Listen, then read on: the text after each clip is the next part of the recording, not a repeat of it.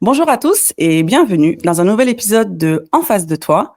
Je suis Amandine Zobadi-Labella. Je ne suis pas accompagnée de mon acolyte préféré, mais j'ai une invitée spéciale. Donc, En face de toi, saison 4, c'est parti, let's go. Prenez les cacahuètes et on y va. Donc, normalement, Christin a dit yeah, yeah, yeah, yeah, yeah, mais Christin n'est pas là. Donc, c'est moi qui vais faire les bruitages. La team, je suis très contente de vous retrouver aujourd'hui pour un nouvel épisode qui s'annonce très spécial, car on va accueillir une personne que j'ai choisie, une personne que j'ai été chercher, une personne avec laquelle je voulais faire un épisode spécial. C'est une personne que malheureusement, je n'ai pas eu l'occasion de rencontrer en vrai, mais personne avec laquelle on échange très souvent sur les réseaux sociaux. Donc, on va accueillir aujourd'hui, attention, roulement de tambour, Maëva. Salut Amandine, Comment ça va, Maëva? ça va bien, merci. Merci beaucoup pour cette invitation. Moi aussi, je regrette qu'on ne se soit pas déjà rencontrés dans la vraie vie, mais Ouais, comme on dit, il n'y a que les montagnes qui ne se croisent pas ou qui ne se rencontrent pas. effectivement, oui, c'est vrai que tu as eu l'occasion de rencontrer Christin à différents événements, mais moi, effectivement, on n'a pas pu se rencontrer. Donc, pour les personnes qui ne te connaissent pas, est-ce que tu peux te présenter, Maëva, s'il te plaît? Maëva, je suis la créatrice du compte Mon Budget Bento, auteure du livre Mon budget sur pilote automatique. Et donc, depuis 2020, j'essaie un peu à ma petite échelle de démocratiser l'éducation financière. D'accord, mais est-ce que tu es coach ou pas du tout? Enfin, voilà, comment tu... Non, d'accord. Non, non, non, je suis pas du tout coach en finance ou en budget ou quoi que ce soit. C'est plus vraiment la partie éducation financière. Et en plus, c'est vraiment quelque chose que je fais à côté de mon activité professionnelle, puisque je suis commerciale grand compte. Donc, D'accord. les réseaux sociaux, c'est pas mon métier. D'accord, ok. Et ben du coup, on va faire donc les 3 disclaimers qui sont très importants, la team, dans chacun de nos épisodes. Donc Maëva et moi, nous ne sommes pas des professionnels. On partage nos avis sur des problématiques. Très souvent, on va se baser sur des généralités. Donc, quand on va dire les hommes ou les femmes, évidemment, on ne parle pas de toutes les personnes qui habitent sur cette planète. Et le 3e disclaimer, la team, qui est le plus important, s'il vous plaît, c'est la bienveillance et de mise sur En face de toi. Peut-être qu'avec Maëva, on ne sera pas d'accord quand on va aborder certaines thématiques, mais on va essayer de se respecter et de s'écouter. Et c'est ce qu'on va vous demander, la team, aussi bien en commentaire que en commentaire sur YouTube et même sur Instagram. Donc vraiment, la bienveillance est de mise sur En face de toi. Donc Maëva, moi, je voulais absolument faire un épisode avec toi parce que on a déjà fait un épisode avec Christin où on parlait de l'argent dans le couple. C'était voilà ma vision et sa vision à lui et surtout notre vision dans le couple. Mais vu que toi, tu donnes énormément de conseils sur le plan financier, je voulais vraiment que tu répondes à certaines de mes questions qui, je pense, va plaire à l'ensemble de nos abonnés. Donc, Maëva, est-ce que tu peux me dire, selon toi, pourquoi aujourd'hui, en 2024, pourquoi l'argent, c'est un problème dans le couple? Alors ça, c'est une très, très grande question. Je pourrais en parler pendant des heures, mais je pense qu'il y a plusieurs choses en fait qui se rencontrent et qui font que l'argent peut devenir un problème dans le couple. Déjà, l'argent, c'est un problème pour beaucoup de gens, indépendamment du fait d'être en couple ou pas, parce que Ok. notamment en France, on constate qu'il y a quand même une paupérisation de la population. Quand on voit que le salaire médian, c'est 2 000 euros, c'est-à-dire qu'il y a la moitié de la population française qui gagne moins que ça. Donc, quand on voit le coût de, ne serait-ce que de payer un loyer en France, sans parler de l'Île-de-France, mais je sais que même en dehors de l'Île-de-France, ça peut être relativement cher. On Mhm. sait que l'argent, c'est pas le truc que tu vas balancer par la fenêtre pour la plupart des gens. Il y a aussi un autre aspect, c'est l'aspect, on va dire, social, avec les réseaux sociaux notamment, où on voit des gens qui ont de l'argent, aussi des gens qui font semblant d'avoir de l'argent, et donc du coup, Mhm. ça crée une envie d'avoir un certain lifestyle qui, en fait, n'est pas accessible pour 90% de la population. Ça crée des attentes, Ok. ça crée des envies qui peuvent créer de la frustration, autant pour les hommes que pour les femmes. Et le dernier point que je donnerais, c'est le fait que, en fait, on a été dans une phase où finalement, les femmes, ça fait que depuis 1965 qu'elles ont le droit d'avoir un compte en banque sans l'autorisation de leur mari. Donc, il faut bien comprendre que c'est quelque chose Mmh. qui est très récent. Ça fait pas 200 ans qu'en France, les femmes peuvent aller à la banque, ouvrir un compte, travailler sans avoir la signature du mari. Donc, en fait, on Mmh. est dans une période encore de transition, je pense, transition vers quelque chose où il y aura peut-être plus d'options qu'avant, mais avant, il n'y avait pas d'options. Avant, ton argent, c'était l'argent de ton mari. Donc, Tout à c'est très fait. OK. récent que les femmes, elles ont de l'argent. Et donc, forcément, bah, comme il y a on va dire, une nouvelle règle du jeu qui est venue entrer en compte, bah, ça chamboule peut-être les choses qui étaient considérées comme normales, naturelles, logiques au cours du dernier siècle, quoi. D'accord. Bah, tu vois, après, bon, c'est vrai que nous, on n'a pas cette science-là, tu vois, sur l'argent, mais effectivement, ton dernier point, je pense que c'est un point qui est très important à relever parce qu'effectivement, avant, bah, les femmes, effectivement, n'avaient pas cet accès, tu vois, aussi facilement à l'argent. Et je pense que aujourd'hui, les femmes, on a récupéré un peu ce pouvoir et peut-être ça peut être déstabilisant, tu vois, chez les hommes, bah, de voir que, bah, au final, maintenant, on est comme eux. Bon, je mets des guillemets, même si parfois il y a des inégalités au niveau salarial. Mais effectivement, ton dernier point, je pense que ça expliquerait énormément de choses parce que et ben, on a repris un peu, bah, ce qui était, un petit peu à nous, quoi. Ouais, en plus, ce qui est un peu spécial, c'est que, tu vois, en France, on a plusieurs cultures qui vont se rencontrer. Et Mmh. au final, par exemple, moi, je suis d'origine antillaise. La culture antillaise, c'est une culture matriarcale, Tout à fait. matrifocale, selon le terme. Bon, je ne suis pas sociologue, donc je ne connais pas le bon terme, mais c'est plus les femmes qui dirigeaient la famille, en fin de compte. Et donc, du Mmh. coup, ça peut aller à l'inverse peut-être de ce qu'on peut voir dans d'autres cultures, mais notamment la culture française, qui n'était pas une culture matrifocale ou matriarcale.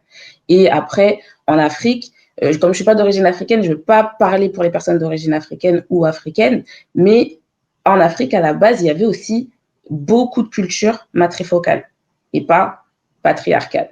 Et donc, du coup, c'est des choses qui se rencontrent et au final, aujourd'hui, tout le monde est un peu au courant de tout ce qui se fait partout et c'est jusqu'où tu remontes, quel est ton point de départ et pour dire qu'en fait, qu'est-ce qui est normal et qu'est-ce qui l'est pas et qu'est-ce qui devrait être, qu'est-ce qui devrait pas être.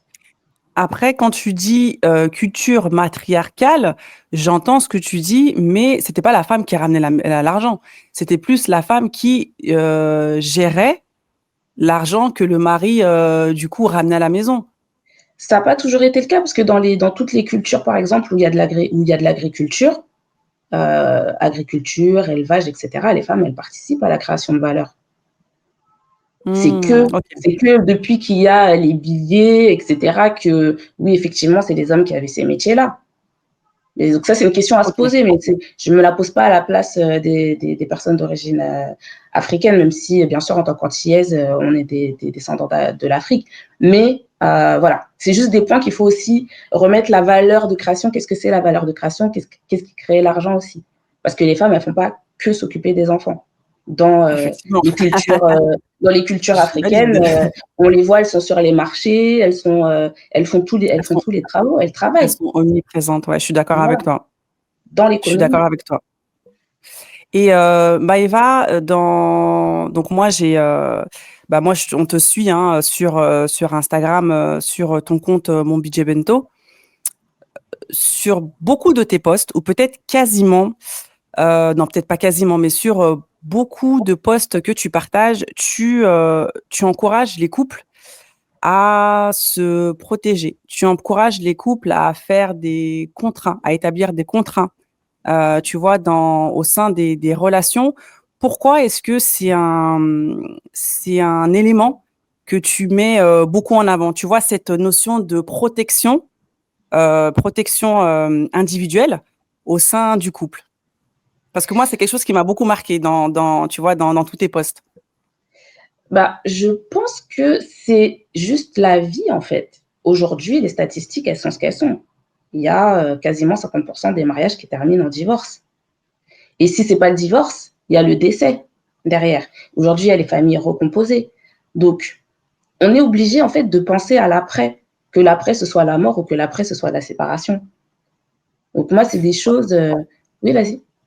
Non, mais est-ce que tu trouves pas que c'est, tu vois, dénaturer justement cette notion de couple, qui dit que bah voilà, on est un couple, on est à deux, on est censé tout partager, tu vois, on n'est pas censé. Après, je comprends cette notion de prévention pour l'après, mais je trouve que comme ça, de prime abord, ça, eh ben ça enlève, tu vois, cette notion de partage, cette notion de commun dans un couple qui fait que le couple, bah, justement, il perdure et qu'il existe, quoi. Mais si ça, c'était vrai, tu aurais moins de divorces dans les couples qui sont mariés sous la communauté que dans les couples qui sont mariés sous la séparation de biens. Et aujourd'hui, c'est pas le cas. D'accord. Donc Et ça, même du les coup, en fait, ne pas se poser la question, c'est pas ça qui va empêcher le couple de se séparer. Et au contraire, il y a des questions, le fait de se poser des questions et de se dire, au moins d'y réfléchir. En fait, je dis pas que tout le monde doit se marier en séparation de biens, c'est pas ce que je dis. Ce que je dis, c'est que mhm, tout le monde doit se poser la question de quand je me marie avec toi, c'est quoi mon projet avec toi? Et c'est quoi déjà mon projet pour moi? Parce que par exemple, si tu as envie de devenir entrepreneur et que ta femme, elle n'a pas envie d'être entrepreneur, ou vice-versa, la femme, elle a envie de devenir entrepreneur et le mari non, par exemple, bah, en fait, les dettes que je vais créer pour créer mon business, il n'y a pas besoin en fait que ça vienne aussi t'écraser toi, si jamais je me loupe. mhm. Donc, c'est pas avoir que dans le sens ah, je me protège moi, je garde mon argent pour moi. Et il y a d'ailleurs le régime où je dis qui est le plus cool, entre guillemets, c'est le régime de la participation aux acquets. Parce que la participation aux acquets, vous êtes en séparation de biens tant que vous vivez ensemble, c'est-à-dire chacun peut gérer ses business, ses investissements indépendamment. Et à Ok. la fin, que vous décédiez ou que vous séparez toute la richesse qui a été créée en deux. Donc, en fait, Ah, c'est juste de se poser cette question et pas juste de se dire ah non, mais on est ensemble pour la vie. Mais en fait, il y a toi et il y a la vie. En fait, la vie peut t'envoyer aussi des épreuves. Donc, qu'est-ce que tu fais pour gérer ces épreuves-là? C'est juste se poser la question, comme je crois dans un des réels que j'ai fait il n'y a pas longtemps, j'ai dit j'aime pas les non-décisions. Le truc de dire ah ben on se marie, le régime par défaut c'est ça, donc je fais ça. Mais à aucun moment, on s'est posé pour se dire, bah, c'est quoi nos projets ensemble? Est-ce qu'on a les mêmes projets? Est-ce qu'on a tous les deux envie d'investir? Moi, le nombre de personnes qui viennent me voir pour me dire, ah, Maëva, bon, c'est plus des femmes, mais c'est pas parce que c'est que les femmes, les hommes aussi, mais c'est juste que j'ai plus d'abonnés femmes qui me disent, mhm. mais Maëva, moi, j'ai envie d'investir dans l'immobilier, mais mon mari, ça l'intéresse pas. Ben oui, mais tu peux pas. Parce qu'en fait, tu peux pas contracter un crédit sans que ton mari te dise OK. Et pareil, le mari aussi ne peut pas contracter de crédit Mhm, sans que sa femme mhm. lui dise OK. Donc, c'est des questions, entre guillemets, bêtes. Mais si on ne peut pas se poser les questions bêtes, alors les questions difficiles, il y a encore moins de chances qu'on se les pose. Mais après, tu vois, tu as soulevé un point qui est hyper important parce que tu dis que tu as énormément d'abonnés femmes. Est-ce que tous ces conseils que tu donnes, est-ce que c'est pour protéger, entre guillemets, la femme, tu vois, bah, dans un couple? Parce que après, par rapport à la question que je vais te poser, ça va faire sens, mais voilà, quand tu dis que tu as beaucoup d'abonnés femmes qui te suivent et qui te posent des questions, est-ce que c'est pas un peu pour les protéger, bah, tu vois, que tu donnes un peu tous ces conseils? Parce que c'est vrai que quand on est en couple, même moi, hein, la première, hein, c'est pas des questions que je me pose. Et malheureusement, c'est quand il y a quelque chose de grave qui va arriver que tu vas dire, ah ouais, mais en fait, bah, tu vois, j'ai rien mis de côté ou tu vois, j'ai pas fait des actions pour me protéger moi et mes enfants, quoi. Bah, alors, tous les conseils que je donne, ils sont valables autant pour les hommes que pour les femmes. Par exemple, hier, Ok. j'ai répondu à une question. C'était un homme qui me posait, il est pacsé, il demandait, ben, je vais payer des travaux dans la maison de ma conjointe, enfin ma partenaire avec qui je suis pacsée. Du coup, je lui ai donné exactement la même réponse que j'aurais donnée à une femme, en fait. Parce que c'est pas une question de D'accord. homme ou femme, c'est une question de qui a beaucoup d'argent et qui n'en a pas beaucoup, qui fait des sacrifices et qui n'en fait pas. D'accord. Et le truc, c'est que, par contre, au niveau des femmes, c'est vrai que les femmes, ben, de la façon dont on est élevé, de la façon dont la société perçoit les femmes, dès qu'une femme, elle parle d'argent, elle est vénale, c'est une michto, c'est nanana. Donc, comme on n'a pas envie de se faire étiqueter croqueuse de diamants, sachant que, comme on l'a dit, hein, j'aime bien le rappeler souvent sur vos posts, n'oubliez pas que le salaire médian, c'est 2 000 € et il y a 90% des personnes en France qui gagnent moins de 3 600 €. Donc, en fait, Hmm. il y a pas, avec 3 600 €, il n'y a pas de diamant à croquer. Ah, Si, je suis d'accord.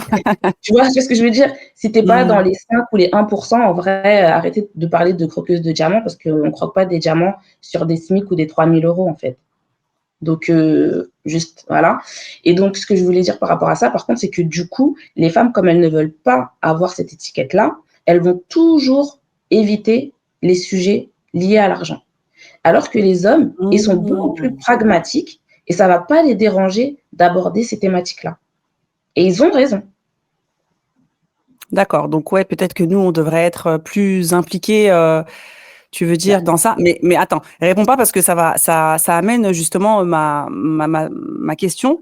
Est-ce que tu as déjà entendu parler de la théorie du pot de yaourt oui, oui, dans j'en les ai couples? entendu. Ouais. Voilà. Alors, quel est ton alors, juste pour rappeler un petit peu, après tu me corriges, hein, si je fais des erreurs.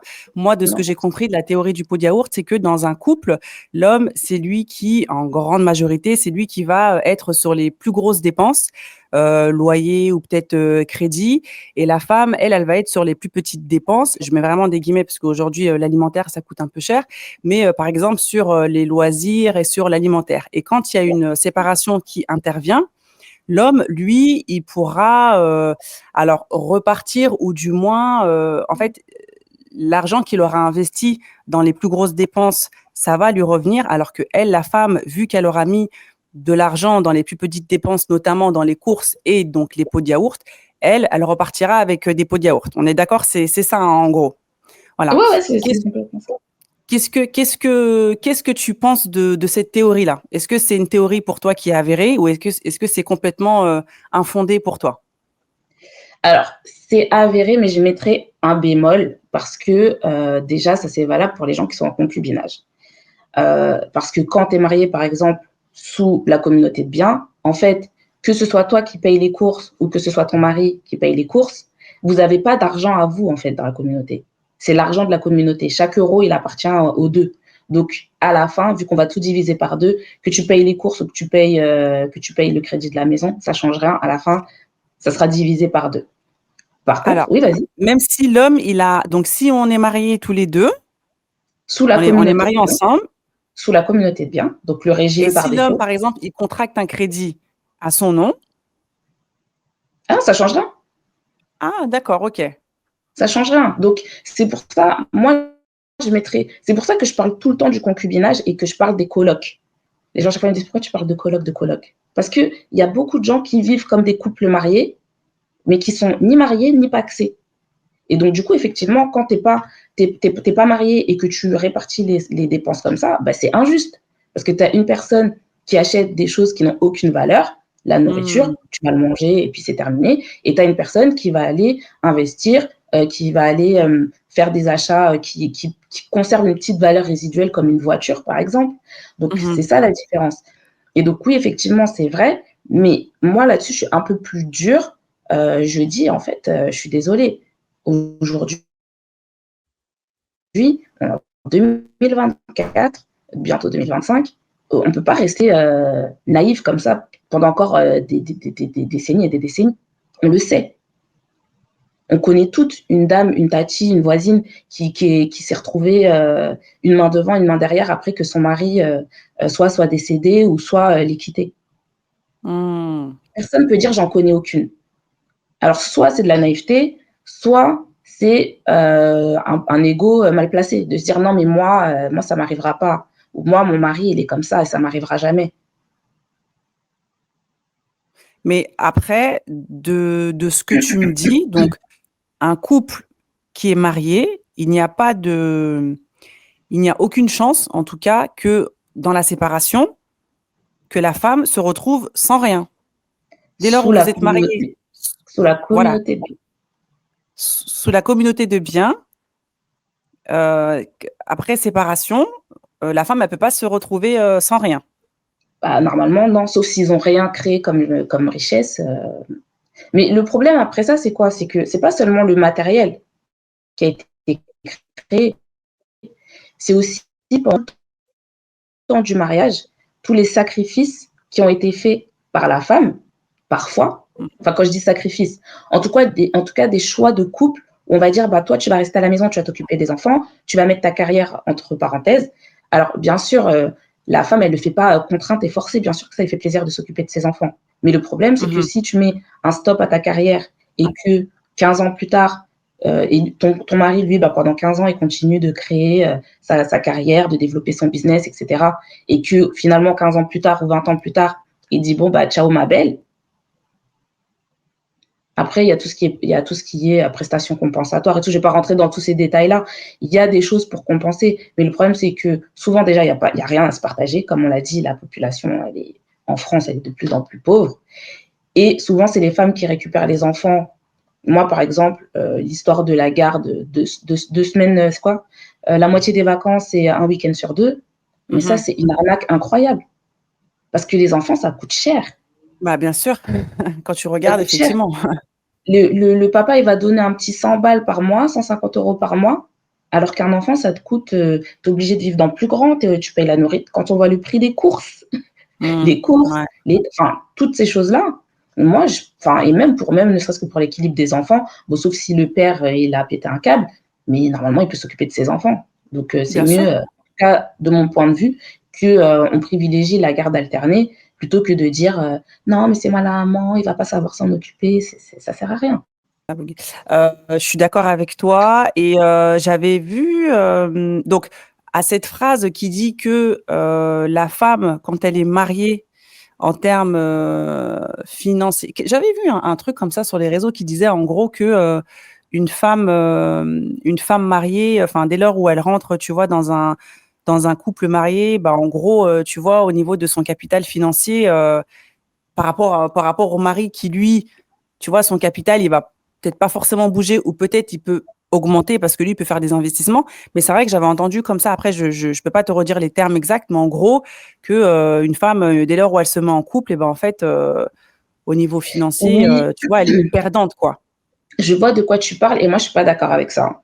D'ailleurs, je vais bientôt poster dessus. Je ne pense pas que ce soit le fait d'être en couple qui appauvrit les femmes. Voilà, Il y a c'était ça, rien ouais. il y a rien C'était qui coûte plus cher que le célibat. Donc, je suis pas bien sûr que d'accord, hein. si. Quand tu es dans une maison et que tu allumes le chauffage, je te donne juste un exemple, qu'il y ait une personne dans la maison ou 2 personnes, qu'est-ce qui coûte le plus cher? C'est qui est une personne. Ça change rien. Ça te coûte toujours aussi cher de chauffer ton appartement. Après, Quand tu allumes une ampoule, qu'il y ait une personne ou 2 personnes dans la maison, ça te coûte le même prix. En fait, tu fais des économies d'échelle quand tu es à 2 et tout le monde peut comprendre ça normalement. oui, alors quand tu dis couple, c'est vraiment sans enfant, hein, c'est pas. Oui, non, mais de toute façon, avec enfant, c'est encore pire d'être célibataire. Ouais, C'est encore pire. mais C'est hyper cher d'être célibataire. Tu es propriétaire, tu payes ton crédit toute seule, tu payes ta taxe foncière toute seule, tu payes tes factures d'électricité toute seule, tu payes tout toute seule en fait. Tu vas quelque part, tu payes ton essence toute seule, enfin toute seule ou tout seul, hein, c'est pas un truc qui est dédié aux femmes. C'est les économies d'échelle. Pourquoi est-ce que les gens, quand ils ont un restaurant, ils veulent pas avoir que 2 tables? Mais parce qu'en fait, plus vous êtes nombreux et moins le coût unitaire, il est important. Enfin, là, je sais pas si je peux dire c'est de l'économie de base, mais donc c'est faux de dire ça. Mais ce qui appauvrit dans le couple, c'est quand tu prends des décisions, en fait, des décisions, mais sans réfléchir aux conséquences. Et c'est-à-dire? sans prendre, par exemple, quand tu décides ou tu dis, moi, je vais arrêter de travailler pour m'occuper des enfants pendant, imaginons, tu as 2-3 enfants, donc pendant peut-être 5-6 ans ou 7 ans, tu ne travailles pas.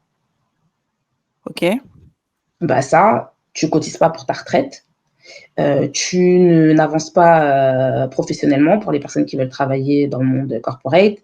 Tout ça, ça a un coût. Et donc, si à la fin, ton couple, il casse et que tu n'as rien prévu, tu te retrouves de nouveau célibataire, ce qui va te coûter encore plus cher, avec tes gosses sur les bras, et tu n'as pas plus de capital que ça. Oui, mais Donc, après, c'est des choses, il faut réfléchir. ce serait quoi la solution? Parce qu'à un moment donné, quand tu es en couple et que vous décidez de vous marier, vous décidez de faire des enfants, il faut bien qu'il y en ait un des deux qui fasse ce sacrifice-là, tu vois, de s'arrêter pendant un temps. Donc, tu vois ce que je veux dire? Je Je pense que ça, c'est quelque chose que malheureusement, alors il y a des hommes, hein, de plus en plus, qui prennent des congés paternité et tout, mais pour la femme, j'ai l'impression que malheureusement, on ne pourra pas y échapper, quoi.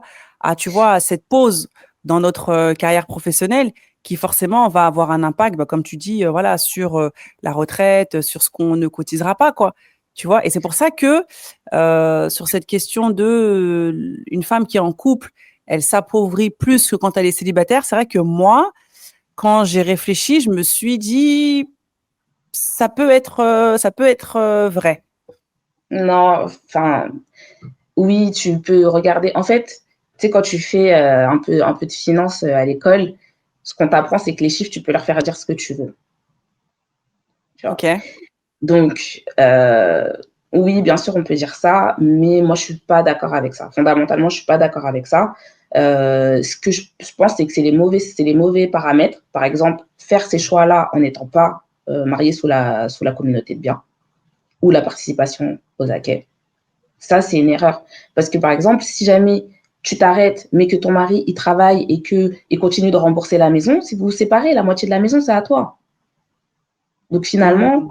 ton sac, ton, alors pas ton sacrifice, parce que j'aime pas le présenter comme ça, mais le choix de couple que vous avez fait, qu'il n'y en a qu'un seul qui travaille, enfin, qu'il y en a un qui travaille à l'entreprise et l'autre qui travaille à la maison, À la maison? à la fin, on se sépare tout en deux. Parce que c'est un choix de couple qu'on a fait. Mmh. Parce qu'il y en a beaucoup qui vont me dire: «Ah, mais les femmes, c'est leur choix de rester à la maison, elles sont tranquilles, elles sont machin». Mais c'est pas. Si c'est si tranquille que ça de rester à la maison, pourquoi c'est pas vous qui restez à la maison? Parce Ouais, qu'aujourd'hui, il y a plein de métiers, je suis désolée, qu'on soit homme ou femme, ça change rien.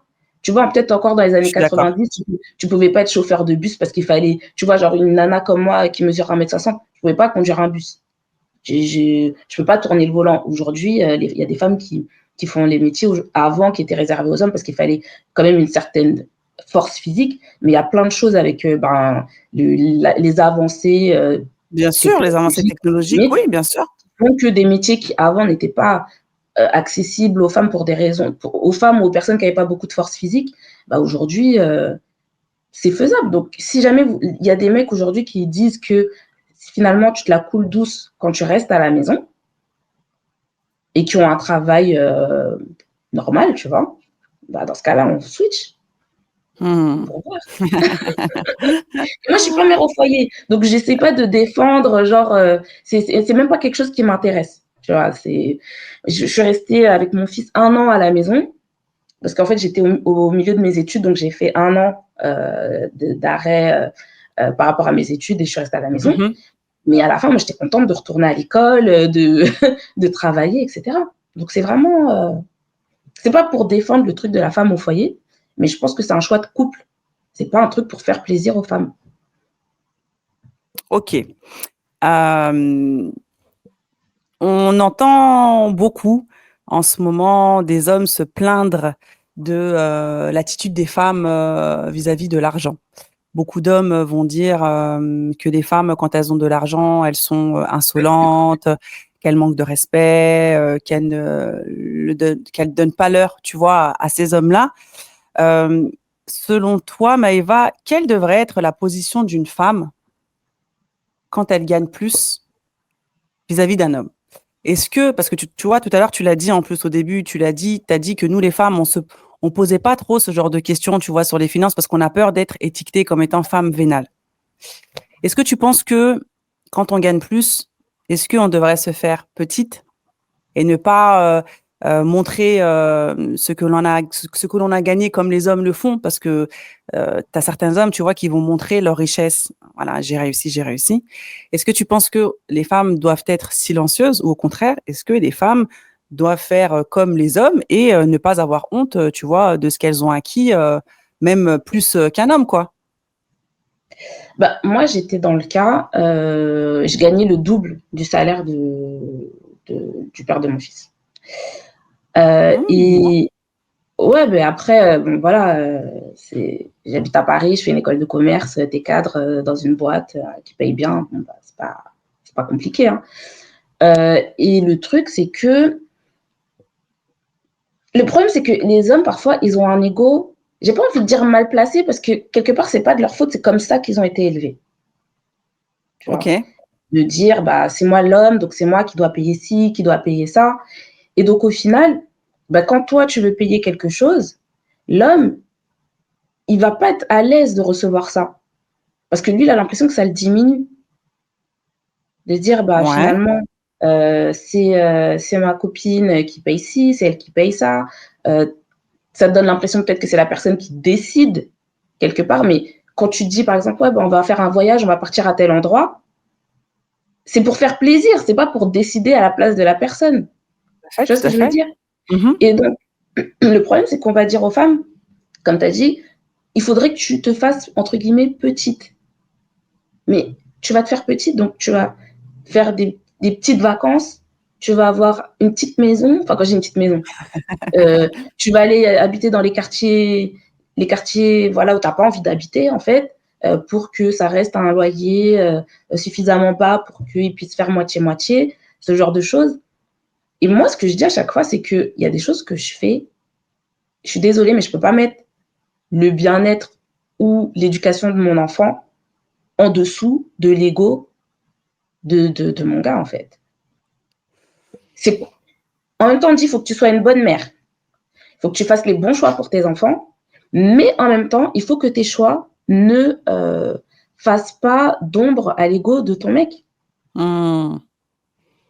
Tu vois? Enfin, moi, par exemple, l'école publique, je suis désolée, mais en France, c'est de plus en plus merdique. Donc, si Mmh. tu as les moyens de mettre ton enfant dans une école où il aura une meilleure éducation, tu vas pas le faire parce que il faut pas blesser l'ego de monsieur. Ça, c'est des Mmh. vraies questions. C'est des questions qu'il faut se poser. Mais moi, après, pour ma part, il y a des choses sur lesquelles je ne suis pas prête à faire de concessions. Tu vois ce que je veux D'accord. dire? Je ne ferai Ouais. pas de concessions sur l'éducation de mon enfant. Je ne ferai pas de concessions sur mon lieu de vie. Et je ne vais pas aller vivre dans une cité euh, pour, euh, pour ne pas comment dire, blesser l'ego de quelqu'un. Il y a tellement de choses. Enfin, mais après, ça, c'est des choix de couple. Bon, à la fin, ça ne s'est pas bien passé. Hein. Mais c'est moi qui suis partie. C'est moi qui suis partie. Tu vois ce que je veux dire? Non, mais après, tu vois, je trouve que je trouve que c'est hyper intéressant, hein, ce que tu soulèves et ce que tu dis, mais tu vois, moi, je trouve que c'est dommage que la réussite d'une femme ne soit pas perçue comme celle de l'homme, et je trouve que c'est dommage que, alors, après, hein, effectivement, il y a des femmes qui, quand elles ont de l'argent, peut-être que c'est par revanche, hein, qu'elles ont un mauvais comportement, tu Et vois, puis envers les hommes, mais je trouve que c'est, c'est un caractère en vrai. C'est un oui, caractère. C'est des oui, il y nanas, a de ça aussi. même si elles n'ont pas d'argent, elles auront toujours le moyen de faire le gars se sentir misérable en fait, même sans avoir d'argent. L'argent, Hmm. c'est pas, comme on dit, il change pas les gens. C'est juste un révélateur. Si tu as envie de faire plaisir, si tu as envie de, en fait, si tu as envie de faire que ton gars se sente mal ou que ta nana se sente mal, t'as pas besoin d'argent pour ça. Ouais, je suis d'accord avec toi, c'est vrai. Aujourd'hui, tu vois bien qu'il y a des nanas qui gagnent bien leur vie. Elles sont avec des gars qui ramènent rien. Et c'est elles qui se sentent des moins que rien dans leur couple. Je suis d'accord. Parce que tu fais pas ci, tu fais pas ça, t'es pas comme ci, t'es pas comme ça. Ah, regarde, t'as grossi. Ah, regarde, tu prends pas soin de toi. Ah, tu fais ci. En fait, l'argent, pour moi, c'est juste une excuse. Vraiment.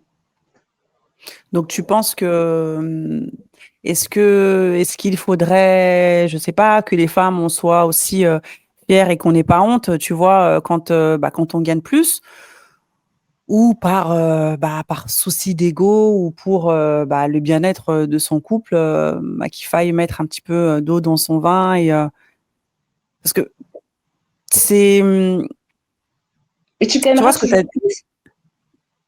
Ou alors, Ouais, je sais. ça veut dire que tu vas refuser des promotions, ça veut dire que tu vas quitter ton job pour avoir un petit job, pour être une petite femme, pour ton. Moi, je sais pas, je me dis, enfin, en tout cas, j'espère qu'il y a des hommes quand même qui peuvent accepter ça. Mais quand je dis accepter, c'est pas dans le sens de dire j'accepte que ma femme elle gagne plus que moi et donc je suis son petit. C'est pas ça. Mmh. C'est comment est-ce que tu peux être un homme pour quelqu'un quand tu gagnes moins qu'elle? Il n'y a pas que à travers l'argent. Bah, Tu peux être justement, quelqu'un de fiable. est-ce que tu penses que les hommes, justement, ils devraient déconstruire, tu vois, cette idée qu'ils ont qu'ils qu'ils n'existent qu'à travers l'argent?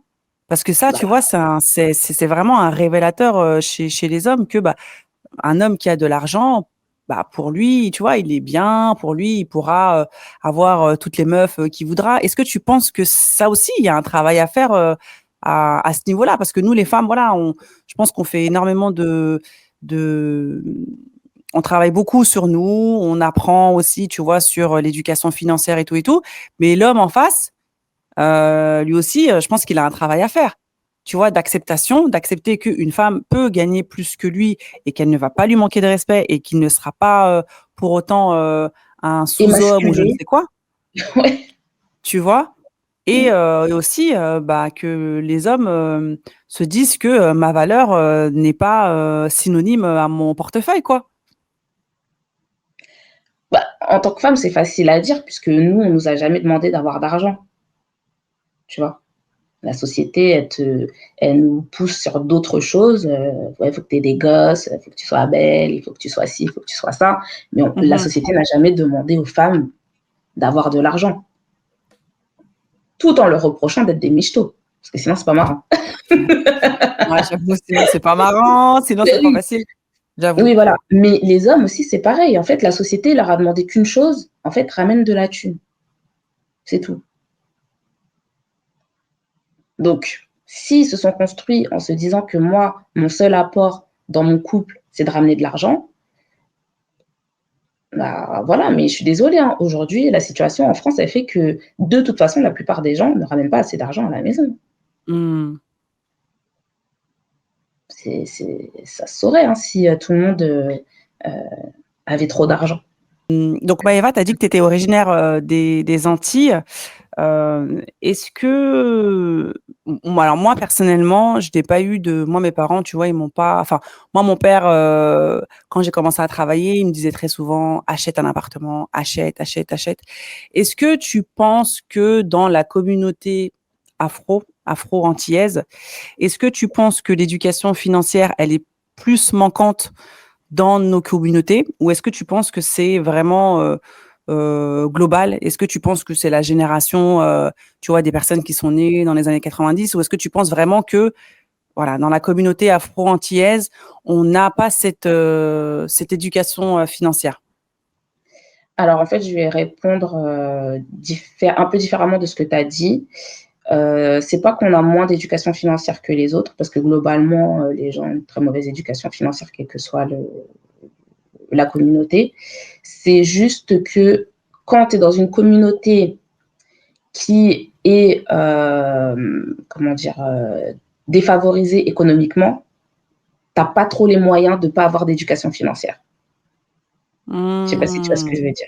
Ouais, OK. En fait, quelqu'un qui a déjà de l'argent, même s'il a des connaissances, tu vois, le fait déjà d'avoir une bonne base, ça te permet finalement d'arriver à sortir ton épingle du jeu. Et puis, Mmh. quand tu es dans une famille où il y a déjà de l'argent, où les gens ils ont déjà été propriétaires, ils ont déjà investi, etc., bah, en fait, ça rentre dans la culture familiale. Tu vois. Ah ben moi, mes parents, ils Ouais, étaient je vois ce que tu veux propriétaires, donc dire. moi aussi, je suis propriétaire. Mes parents, ils avaient une assurance vie, donc déjà, je sais ce que c'est une assurance vie. J'attends pas d'avoir 30 ans pour découvrir qu'est-ce que c'est qu'une assurance vie. Mes grands-parents, ils m'ont légué des trucs, ils savent qu'est-ce que c'est un héritage, ils savent qu'est-ce que c'est un testament, une succession, etc. Alors que quand tu es dans une communauté qui a été ou qui s'est déplacée, qui a recommencé à zéro, Mmh. bah, au final, il n'y a pas cette fibre-là au sein de la famille parce qu'il n'y a jamais eu les problématiques, il n'y a jamais eu enfin, c'est pas que des problématiques, juste la thématique de la gestion de patrimoine. Et donc, en fait, bah, forcément, quand tu pars de zéro, et donc, je dirais pas qu'on est moins éduqué que les autres, mais je dirais qu'on en a plus besoin que les autres pour rattraper au niveau économique. D'accord. Parce qu'on ne se rend pas OK. compte, en fait, de l'effet en cascade que c'est que de recevoir un héritage. Par exemple, euh, moi, avant, j'habitais à Rueil-Malmaison et quand j'ai voulu acheter à Rueil-Malmaison. Mais j'ai pas pu acheter là-bas parce que j'avais pas OK.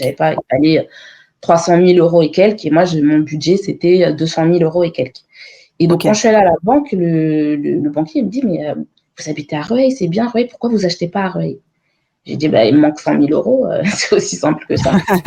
Et il me dit, ah oui, c'est vrai que la plupart des gens qui achètent ici, ils achètent avec des gros apports.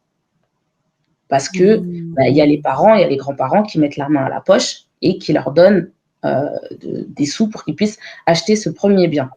Et le truc, c'est que même quelqu'un qui va acheter un bien à 200 000 euros comme moi, à l'époque, comme j'avais payé 260 000 euros, et en gros, le crédit, c'était 1 000 euros. C'est juste pour que tout le monde ait en tête l'ordre d'idée. Ok. Ben, moi, j'ai un crédit qui me fait 1 000 euros tous les mois.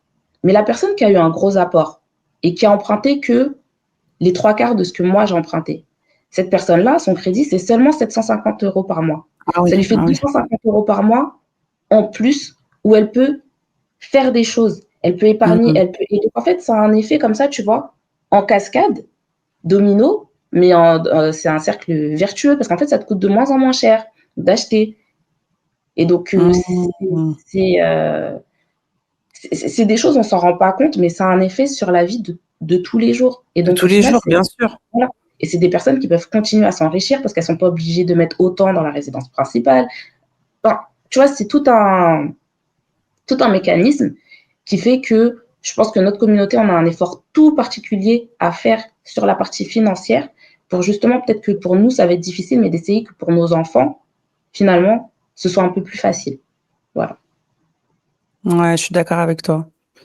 Et tu connais les tontines, tu en as déjà entendu parler des tontines. Qu'est-ce que... Ah, attends, oui, vas-y. Ok. J'ai pas entendu ce qu'il a dit, donc il faut bien que tu me traduises ce qu'il a dit. Hein. Ok, en gros... Yes. Non, mais de toute façon, moi, je suis pas dans les... Oui, après, vas-y, tu parles et puis moi, je bouge les lèvres comme ça. Non, je rigole. Non, mais en gros... donc voilà, tu conseilles les couples qui prennent des contrats de séparation de biens ou même de mettre. Non, c'est pas ça? Non. Qu'est-ce que tu penses de l'investissement en couple? Est-ce que tu penses qu'il est mieux d'investir en couple, donc ensemble à deux, ou d'investir séparément, mais en étant en couple? C'est ça? Ok, nickel. Alors, non, au contraire, comme j'ai dit tout à l'heure, ce qui coûte extrêmement cher, c'est d'être célibataire. Donc, je pense que pour moi, c'est mieux d'être en couple et c'est beaucoup plus facile d'investir, notamment en immobilier, en couple. Parce que quand tu es toute seule, tu es obligé de montrer des revenus incroyables pour pouvoir t'endetter.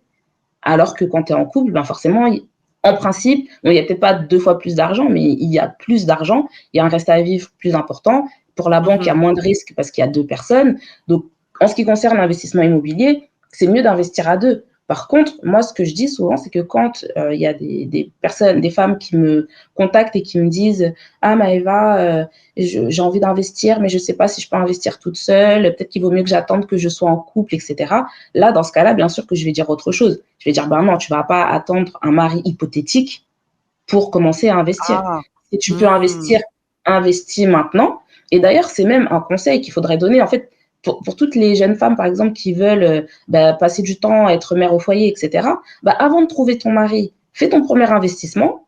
Et puis comme ça, une fois que tu as ton mari, au moins tu sais que tu as ton petit truc, tu vois, qui continue de tourner, même si toi tu ne... Comment dire, même si ça va rentrer d'une certaine manière dans la communauté, hein, parce que les loyers que tu touches, ils rentrent aussi dans la communauté, mais tu sais que tu as ton petit truc et que tu vas pas te retrouver totalement ou complètement à poil si jamais il devait se passer que vous devez vous séparer. Tu vois, donc c'est juste, n'attendez pas de trouver quelqu'un pour investir parce que déjà, les hommes, ils attendent pas ça du tout. Et ils ont raison. Et eux, ils le font pourquoi? Parce qu'ils se disent, je suis un mec et il faut que quand j'arrive dans un couple, que tu vois, je sois un gars solide un peu, tu vois, et que je montre que j'ai déjà mon appart, je travaille, j'ai ci, j'ai ça, que je suis posée dans la vie et qu'une femme, elle peut voir que je suis un mec fiable et qu'elle peut se projeter avec moi. Alors que les femmes, elles vont avoir le réflexe inverse de se dire, ah ben non, je vais rien faire tant que j'ai pas trouvé ma paire avec qui faire quelque chose. Oui, mais après, ça peut être, ça peut se justifier dans le fait qu'à deux, Seule, je pourrais peut-être pas acquérir un bien, tu vois, hyper grand, alors qu'à deux, on pourra Pourquoi acheter un peut-être bien avoir grand? une Tu es toute maison, seule. ou tu vois ce que je veux dire? Mais pourquoi tu vas acheter un grand bien alors que tu es toute seule? Achète-toi ton petit studio. Ça te coûte quoi? Hmm. En fait, le problème, c'est que les femmes, elles sont dans le futur, alors que les mecs, eux, ils sont dans le présent. Ils sont pas en train de se faire des plans sur la comète. Ils font avec ce qu'ils ont aujourd'hui. Aujourd'hui, j'ai ça, je fais comme ça, et puis demain, le jour où je rencontrerai peut-être ma future femme, eh ben, pourra voir que je suis pas un gars qui se laisse porter par le vent et que j'ai déjà posé des pierres sur mon édifice. Alors que les femmes, elles se laissent porter par le vent jusqu'à ce qu'elles tombent sur un gars pour pouvoir commencer à faire quelque chose. Alors que Est-ce que ça finalement, veut dire qu'on n'a pas la même logique financière, hommes et femmes? c'est pas la même éducation. À la fin, on en revient toujours à l'éducation. Les petites Hmm. filles, elles sont élevées dans le truc de fais comme ci, fais comme ça. Limite, réfléchis pas. Alors que les gars, eux, s'ils font des choses, euh, ils sortent un peu des. Ah mince, je Ah, vois plus attends, ouais, rien. ça a bugué ton image. T'es toujours Ah, là? ouais, c'est bon, nickel. Ok. Donc je disais, en fait, les gars, eux, si jamais ils sortent des lignes, on va leur dire ah c'est bien, tu vois, t'es courageux, même si des fois quand les garçons ils font des bêtises, la maman elle gronde et puis le papa derrière il dit tu vois genre bien joué, Ouais, tu c'est bien. vois. Alors que les filles, on va leur apprendre à être beaucoup plus timorées, de se faire calme, tu vois, de se fondre dans le décor, de pas faire de bruit, de machin, etc. Donc c'est comme ça. Après, il y a moi, par exemple, je sais que typiquement, moi, ma mère, elle est décédée quand j'étais petite. Donc, j'ai été élevée par un homme. Et je sais très bien que j'ai pas eu la même éducation que des filles qui ont été élevées par Hmm. une maman solo ou par des parents. Enfin, quand je dis des parents, un couple Un homme-femme. couple, oui. Mhm. Parce que moi, j'ai été élevée comme un garçon. Il faut que tu fasses du sport, il faut que tu fasses ci, il faut que tu fasses ça, il faut que tu te débrouilles, il faut que machin. Donc, et puis il D'accord. y a le caractère, hein, mais on peut pas dire que toutes les femmes, elles ont le même caractère, ça se saurait. D'accord. Donc, l'investissement à deux, c'est quand même bien. Hein? C'est très bien Voilà. d'investir à deux. Très bien d'investir à C'est une deux. équipe. Il faut faire une équipe. Même en Sur... termes, voilà, il y a des avantages, je pense, au niveau des impôts, mais il faut tout de même se protéger et établir un contrat. Oui, ou alors, en fait, ce que j'aime bien dire, c'est qu'il y a un contrat quoi qu'il arrive. Il y a un contrat. C'est juste que soit c'est toi qui l'écris, soit c'est ce qui est écrit dans la loi. Il y a des règles écrites dans la loi sur ce qui doit se passer. Donc, à partir du moment où vous êtes clair, parce que ce qui se passe beaucoup, c'est que les gens ils se marient sur la communauté de biens, et puis finalement, quand il faut divorcer, ah, mais non, je ne veux pas partager, c'est moi qui ai tout payé. Et ben justement, tu vois, c'est une question que j'allais te poser. Est-ce que quand on achète à deux, et par exemple, monsieur, il met 700, bon, je te dis une bêtise, hein, il met 750 et moi, je mets 250, est-ce que ça revient au même? Est-ce que à la fin, même si lui, il a mis plus, moi, je récupère la moitié? Ou est-ce que c'est à la hauteur de ce que tu as mis que tu vas récupérer? Ça dépend de ton régime matrimonial.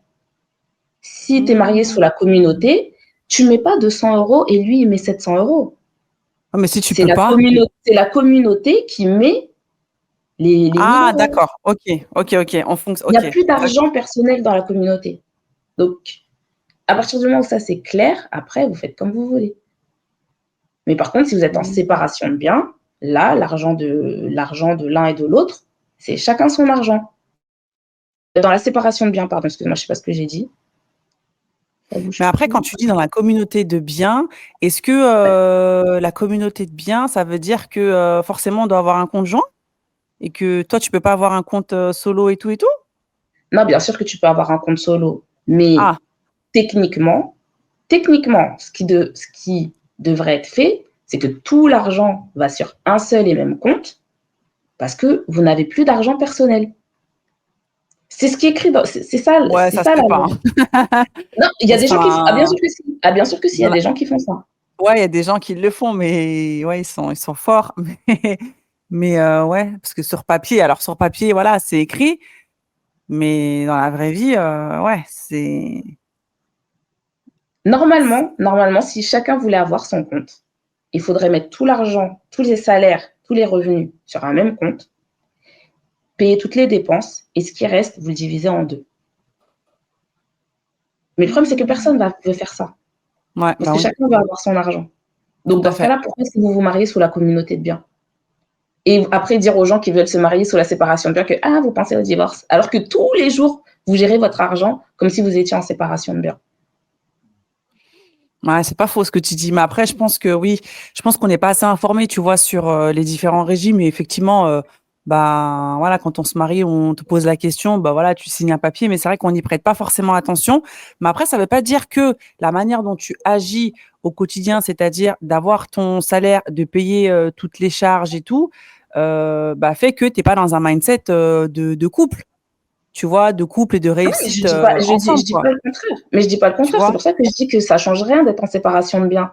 Mais c'était toi qui me disais au début, oui, mais quand tu fais un contrat, ça peut vouloir dire que t'es pas dans un truc en commun. Tu vois, c'est pour ça Oui, il faut que oui, il faut que et les papiers et la vie du quotidien et les décisions qui seront prises que ça aille soient ensemble, ouais. alignées.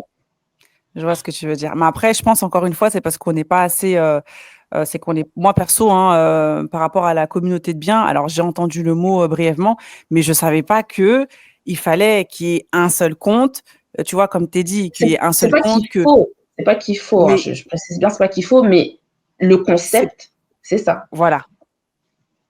C'est vrai que ça, j'avais pas, effectivement, j'avais pas cette info-là.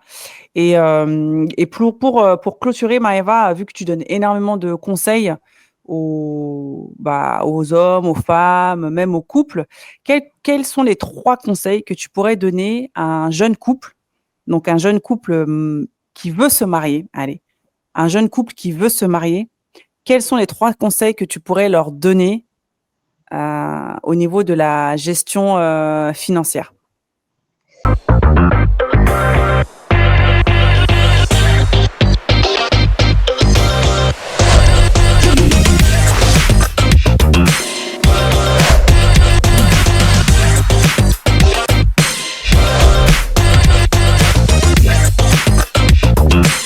Alors, le premier point que je ferais, enfin, le premier conseil que je donnerais, c'est d'avoir de la transparence sur 3 points.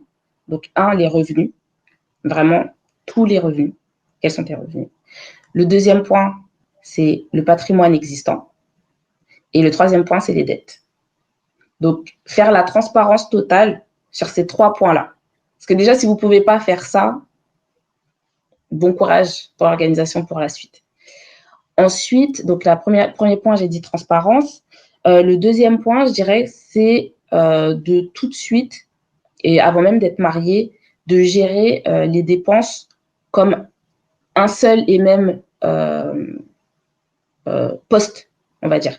Ok. Parce que le truc de ah, moi je paye ci, toi tu payes ça, moi je paye là, etc., ça fonctionne pas. Déjà, c'est pas juste parce que par exemple, tu peux dire ah ben moi c'est moi qui paye les courses, sauf que là les courses elles se sont pris 20% dans la face. Donc non en fait, on a les dépenses du foyer avec ou sans enfant, on a les dépenses du foyer et là-dessus, on va en fait payer notre part sur ces dépenses-là globalement. Donc En moi pour moi fonction de nos revenus ou en oui en fonction fonction... des revenus. Ah, d'accord, ok. De toute façon, c'est toujours en fonction des revenus.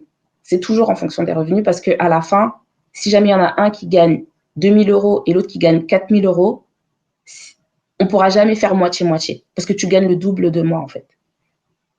Parce que les gens, ils disent toujours, Hmm. ouais, on va faire 50-50 sur les dépenses, Bah, des mais il fois, faut bah, regarder justement, l'épargne ça aussi. se fait, ça, hein. Le 50-50, ça se fait et Non, c'est pas faut juste au pas. final. Bien sûr que c'est pas juste. Parce qu'au final, si moi j'ai 2 000, toi tu as 4 000 et on fait 50-50 sur 2 000 € de charges, Ouais. eh ben, moi je mets 1000, toi tu mets 1000, mais moi je gagne 2000, donc il me reste que 1000 € pour vivre. Toi, il te reste Mm, 3000 € pour vivre. mm. Et pas que pour vivre, pour investir, pour sortir, pour faire ci, pour faire ça, etc. Donc, à la fin, il faut quand même qu'il y ait quelque chose qui s'équilibre au bout d'un moment. Donc, ça, c'est. Donc, on va dire, voilà, gérer les dépenses comme quelque chose de global à la Ok, proportionnelle. Donc, ça, c'est le deuxième ok. point. Et le troisième point, je dirais, ce serait de se faire un plan sur 20 ans. Ah! Vous faites un plan sur 20 ans. Qu'est-ce qui va se passer au niveau familial? Qu'est-ce qui va se passer au niveau professionnel? Qu'est-ce qui va se passer au niveau investissement? Est-ce qu'on va investir ensemble? Est-ce qu'on va investir chacun de son côté? Est-ce qu'on veut créer une boîte ensemble, séparés, etc. En fait, développer une vision long terme, parce que ça en dit beaucoup plus sur le couple que le fait de se dire « Ah non, moi, je ne fais pas de contrat de mariage ». Parce que justement, quand tu fais un contrat de mariage, tu es obligé de faire ce calcul-là. Parce que tu es obligé de faire le calcul de bout en bout, de dire, en fait, aujourd'hui, on est comme ça, mais ce qu'on a envie de faire, c'est ça. Et du coup, notre contrat, on va le faire comme ci, comme ci, comme ça, pour justement que ce soit accordé avec ce qu'on veut faire. Par exemple, il y a des personnes qui sont en séparation de biens, mais qui disent, en fait, tu peux faire ce qu'on appelle une société d'acquet. Donc, c'est comme si tu crées une petite bulle où vous allez avoir des choses ensemble dedans. Alors attends, juste, est-ce que quand tu te maries sous la séparation de biens, est-ce que tu peux changer de régime dans ton Oui, bien mariage sûr, ou tu peux c'est... changer de régime. Tu Ah, peux ok, tout le temps d'accord. changer de régime. Quel que soit le régime, Ok, tu peux changer de régime. Tu peux toujours changer de régime. Mais par exemple, j'avais une abonnée qui m'avait donné un exemple, une nana en séparation de biens. Mais par contre, elle avait mis dans son contrat de mariage un truc où il y avait déjà la pension alimentaire en cas de séparation. Ah ouais. Parce qu'elle, en fait, elle a arrêté de travailler pour rester à la maison. Et elle a dit, je vais pas me faire. Et elle avait, je pense je sais pas si elle était avocate ou je sais pas, mais en tout cas, elle avait un métier où elle gagnait très, très bien sa vie. Et ils ont décidé à deux qu'elle allait arrêter de travailler. Mais elle a dit, si j'arrête ma carrière, j'ai une assurance. Elle a juste pris une assurance. Ouais, mais il faut être. Après, ça, c'est franchement les tips que tu donnes. J'espère qu'ils vont être écoutés par beaucoup de personnes. Mais tu vois, je trouve que il faut être très mature en fait pour avoir Oui, cette vision long-termiste. Tu vois, de se dire bon, on se pose dans 20 ans où est-ce qu'on se voit? Parce que c'est vrai que quand on est en couple, on vit le moment présent. Tu vois, on se pose pas forcément les et bonnes on questions. kiffe surtout. C'est ça. Et je pense que c'est ça qui manque. Tu vois. Et tu vois, par exemple, l'exemple de l'abonné. Je trouve que alors, c'est très intelligent de sa part, mais d'un autre côté, tu sais, ça ramène toujours le truc de, voilà, pourquoi tu penses ça, en fait? Pourquoi est-ce que tu as besoin d'une pension alimentaire? Mais, Ça veut dire que tu penses qu'on va se moi, séparer? du coup, ce que je répondrais à ça, c'est, mais pourquoi ça te fait peur si on va pas divorcer? Si il n'y a aucun risque qu'on se sépare? Bah, pourquoi on en parle, en fait? Si on a aucun, en fait, Non, il y mais a pas ça de risque, devrait donc pas on faire. devrait pas en parler. Non, justement, en fait, le fait d'avoir peur que ça arrive, le fait que tu aies peur de devoir payer une pension alimentaire je dis n'importe quoi, c'était des gros montants parce qu'ils étaient très très riches, de me donner 5 000 euros par mois, pourquoi ça te dérange de signer si tu sais que tu vas rester avec moi? Si tu le sais à 100%. Non, je le sais pas à 100%, mais tu vois, de le Voilà. verbaliser, et ben, en fait, tu vois, ça veut dire peut-être que toi, t'es pas dans Non, je sais pas non. comment expliquer, tu vois, mais Non, mais je vois je très bien sais ce que tu pas. veux dire, mais en fait, ce que tu dis, pour moi, je le mets au même niveau que les gens qui veulent pas écrire de testament. Je le mets au même niveau. C'est genre, ah, si je parle pas de la mort, ça va jamais arriver. Mais si, tu vas mourir, en fait. Ça va arriver. S'il y a une seule chose dont on est sûr dans cette vie, c'est qu'on va mourir, tu vois. Ouais, c'est Tous, sûr. 100% d'entre nous, on va mourir. Et les gens, même ça, ils veulent pas en parler. Et ça n'empêche pas de mourir. Et ben, en fait, faire un contrat, ça n'empêche pas de divorcer. Et ne pas parler, ne pas faire de contrat, ça n'empêche pas de divorcer. Tu vois, dans le Mmh. contrat en séparation de biens, tu peux dire que la résidence principale, en cas de divorce, elle reviendra à madame. Parce qu'on sait que madame, elle va s'occuper des enfants, etc. Et en gros, c'est ça. C'est son dédommagement pour ça. Et il n'y a pas de mal à se dire, en fait, ma femme, je veux qu'elle fasse des sacrifices parce que c'est une décision à deux, mais je Mmh. suis conscient, et comme tu as dit, le mot maturité, c'est très important. J'ai la maturité pour reconnaître le fait que rester à la maison pendant 3, 6 ou 9 ans, ça coûte énormément à ma femme. Et donc, je m'engage, si jamais demain, finalement, les sentiments font que, ou la vie fait que on se sépare, qu'elle ne soit pas pénalisée, ou en tout cas qu'elle soit dédommagée par rapport à ce sacrifice financier, pas personnel, hein, on ne sacrifie pas pour Mmh. les enfants, mais que Qu'elle a ce sacrifice financier qu'elle a fait, qu'elle soit dédommagée pour ça. Et ça, pour moi, c'est c'est une plus belle preuve d'amour que de dire, ah non, fais pas de contrat, tu vois. Parce que quand tu fais pas de contrat, ça veut dire que je te donnerai jamais plus que la moitié. Hmm. C'est intéressant, c'est très vrai ce que tu dis. Et ouais, non, après, je pense que c'est un mindset qu'il faut avoir et surtout, il faut voir le côté prévoyance et le côté effectivement protection. Mais ouais, franchement, c'est intéressant. Moi, c'est vrai que c'est pas une chose à laquelle on discute. On commence un petit peu, vu que maintenant on a des enfants, tu vois, on commence à se dire, bon, bah voilà, et si, qu'est-ce qu'on fait? Mais par contre, de faire un contrat, on est d'accord que c'est aussi bien Pax, mariage, mais pas concubinage, hein. Ah non, mais concubinage, vous êtes des colocs. Ça, Voilà, je d'accord, répète. ok. Voilà, c'est Ok. vous avez rien, vous vous devez rien. Il y a rien qui, chacun a son argent de son côté. Et c'est pour ça, des fois, ça me fait rire parce que on sait qu'il y a beaucoup de gens finalement qui sont en couple, mais qui sont en concubinage, qui sont pas mariés et qui expliquent des choses sur ouais, les femmes elles sont vénales, elles sont ci, elles sont ça, mais t'es même pas paxé, t'es même pas marié, rien du tout. Ouais. Et qu'est-ce que je vais te J'avoue que prendre en non, fait? ouais. Ouais, ouais, je suis Tu vois, d'accord. c'est pour ça que c'est toujours un peu marrant. Moi, tu sais, je rigole toujours quand je vois des commentaires sur Internet parce que les personnes, finalement, des gens célibataires qui veulent dire ouais, mais il faut pas faire ci, il faut pas faire ça, ou toi, t'es comme ci, toi, t'es comme ça, qui me connaissent pas. Il y a un gars sur les réseaux qui m'a dit, j'expliquais, oui, les mamans solo, les erreurs qu'elles font, etc., qu'elles demandent pas la pension alimentaire parce qu'elles ont pas envie de se prendre la tête, etc. Et le gars, il m'a dit, oui, va chercher ton argent au lieu de demander une pension alimentaire. Dans ma tête, Comme je me si la suis dit, pension mais alimentaire, c'est ça qu'elle est, voilà non, mais quoi, surtout que moi, déjà, je touche pas de pension alimentaire, pour commencer.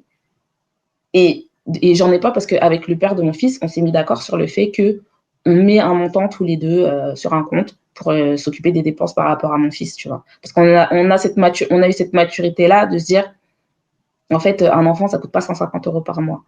ah, ça, ouais, je suis Donc, d'accord et en avec plus, toi. on est en père d'alterner, etc., tu vois. Mais les gens sur Internet, des fois, faut vraiment lire ça, mais Ah oui, il faut vraiment prendre de la hauteur parce que sinon, ouais. tu finis pas. Effectivement, tu fais que répondre et tout. Donc, ouais, je suis d'accord avec toi.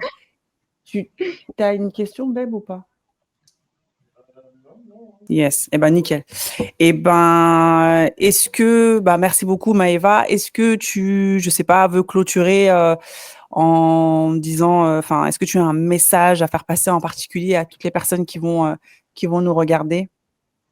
Oui, bah, enfin pas le conseil, mais en tout cas le message que j'aimerais passer à tout le monde, ce serait de vraiment, tu vois, les 3 derniers conseils que tu m'as demandé. Bon, ça m'est sorti comme ça, mais je pense que c'était quand même assez bien organisé finalement ce que j'ai répondu.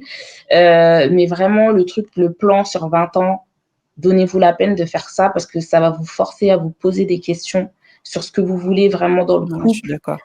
Et c'est pas pour se dire ah mais moi je veux ça et toi tu veux ça, mais c'est vraiment pour essayer de trouver une convergence entre bah, les attentes et les rêves un peu de l'un et de l'autre et de se dire bah en fait quel chemin est-ce qu'on veut prendre et pas en fait se prendre les pieds à chaque fois qu'il y a un nouveau truc, un enfant qui arrive, il y a un choix professionnel à faire. Au moins le fait de s'être déjà posé la question en amont, bah ça Ça va permettra faire que ça se plus passe de- le mieux Mm. possible en fait et l'argent ne doit pas. C'est dommage en fait que ce soit une raison de séparation pour les couples parce que c'est quelque chose qui peut être discuté avant même de décider de se mettre en couple en fait. Ouais, je suis d'accord. Je suis d'accord. Et donc Super. ça c'est des erreurs qu'on fait souvent quand on est jeune, mais voilà, prenez les conseils des tantines comme moi. Eh ben, en tout cas, merci beaucoup, Maëva. Moi, franchement, tes 3 conseils, je trouve qu'ils sont très pertinents et je trouve qu'ils sont applicables aussi. Tu vois, c'est pas les conseils comme tu as des gens qui donnent des conseils. Des fois, tu te dis, ah là là, mais comment je vais faire et tout. Je trouve qu'ils sont vraiment très pertinents et qu'ils sont applicables. Donc, effectivement, écoutez les conseils de tantines comme nous. Là, on vous donne des conseils, la team.